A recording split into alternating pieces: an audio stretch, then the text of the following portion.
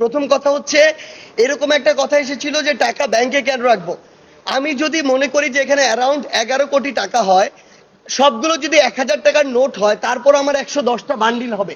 এটা তো এরকম কোনো টাকা না। এখানে একটা 5 বছরের বাচ্চার ব্যাংকের 1 টাকা 2 টাকার পয়সাগুলোও ছিল, 5 টাকা 10 টাকা নোটও ছিল, 20 টাকা 100 টাকা নোটও ছিল। দেখা গিয়েছে যে 1 কোটি টাকা যদি একদিনে কালেক্ট হয়ে থাকে, সেইখান থেকে আমাদের এই জায়গায় প্রায় 2 বস্তা 3 বস্তা বা কার্টুনে এরকম টাকা ছিল। ইভেন কয়েনই 1 বস্তার মতো ছিল এরকম, যেগুলো কাউন্ট করা হয়নি, পরে শেষে গিয়ে কাউন্ট করা হয়েছে। তো এই যে টাকাগুলো, আমরা কেউ হলে থাকি, কেউ মেসে থাকি, কেউ হোস্টেলে থাকে, অথবা ইভেন যদি কেউ বাসাতেও থাকে, এই টাকাগুলো কেউ রাখার জন্য সিকিউর ফিল করবে না। ইভেন এগুলো যদি কোনো কারণে একটি দুর্ঘটনা হয় বা টাকাগুলো চুরি হয়, এই টাকাগুলো দেওয়ার মতো তো তার সামর্থ্য নাই। সেই জায়গা থেকে এটা সবচেয়ে সিকিউর ছিল যে ব্যাংকে রাখা, এই কারণে আমরা ব্যাংকে রেখেছি।